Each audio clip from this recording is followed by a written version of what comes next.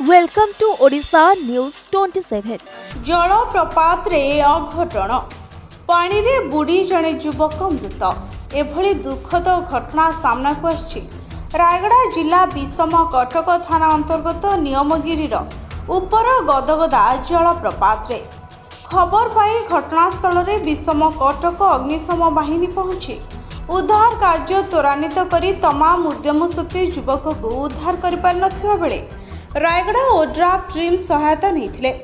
दीर्घ 6 घंटार उद्यम पर निखोज युवक को पानी भितर मृत अवस्था उद्धार कराई। मृत युवक जनक गुणपुर अंचलर पुलिस कांस्टेबल संजय मिश्र स्थान पुआ सरोज कुमार मिश्र बोली जमापड़ी। सरोज आज विषम कटक खाल साहिर निज मामू घर को आसिथिले। सेहिठारु 3 जण सांग सह मिसी कुर्ली पंचायत नियमगिरी अधीन विपद संकुल जलप्रपात को गाधोइबा पई जाइथिले। उक्त जलप्रपात रे पूर्वरु स्थानीय पिला माने गाधोथुवा बेले सरोज आंब गछ चढ़िया परे स्थानरु उक्त जलप्रपात मध्य को लंप मारिथिले। हेले लंप देबा परे आउ से पानी उपरकू आसी नथिले।